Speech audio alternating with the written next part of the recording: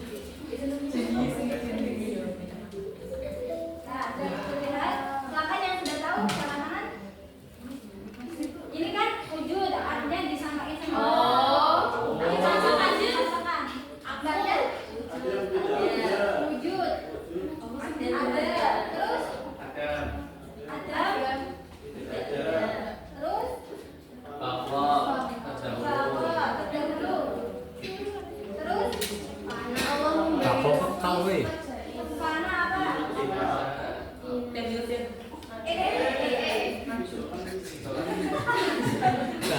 Allah memberikan rezeki ya. Terus baru kidam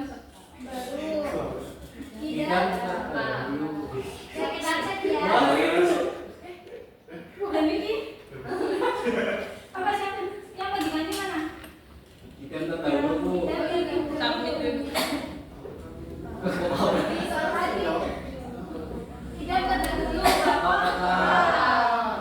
kita cek ya.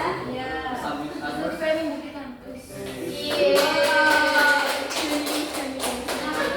Betul sekali, betul. Selamat datang untuk kita semua.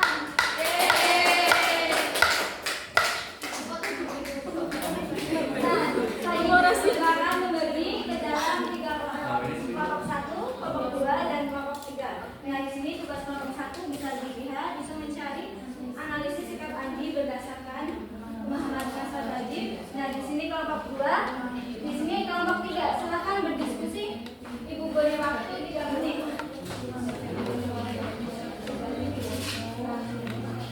Bagaimana kelompok 1 Kakak? Sudah selesai belum? Ya. Kelompok 2. Kelompok 3.